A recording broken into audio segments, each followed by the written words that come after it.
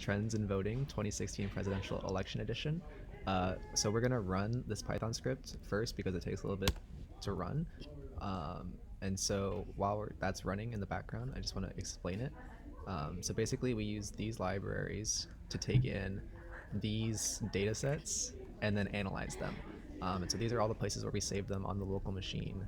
This is where we like bring in the master FIPS list, which is like a primary key in SQL. And then all of this is processing the individual data sets. Then we use Plotly to create choropleth maps, which allow for us to like visualize the data in a very like easy way. And then so we do that for all of the data sets that we use.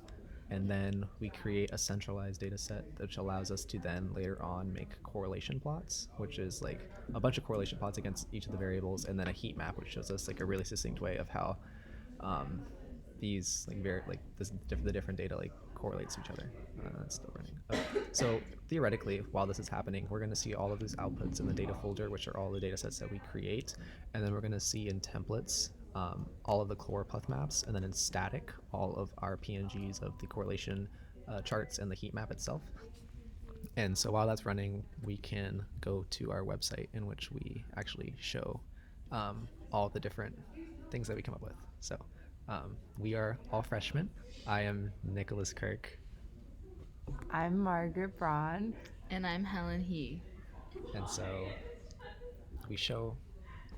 Yeah, so going on to more the individual pages within our website, if we go to the graphs page, it shows each of the choropleth maps that were outputted by the program that we just ran through. So for education, unemployment, poverty, Democratic vote, and Republican vote. And we access this through a drop-down menu that we coded using Bootstrap's features.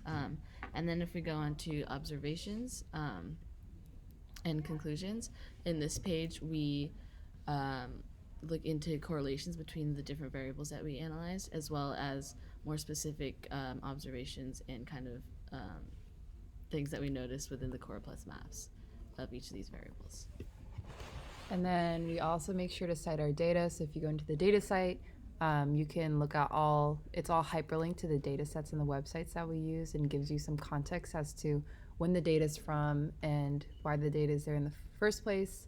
And then lastly, the contact us is a SQL database. So the people who look at our website can give us comments. And if you were to type in your name and your email, yay, and you submit it, it will say thanks for your feedback. And if you look at the actual code, then the database will put it in there so that we will be able to contact you later if we so choose. And yes, that is our project. Here's a quick look at the Flask script. It's a lot like finance. And so yeah, that's it.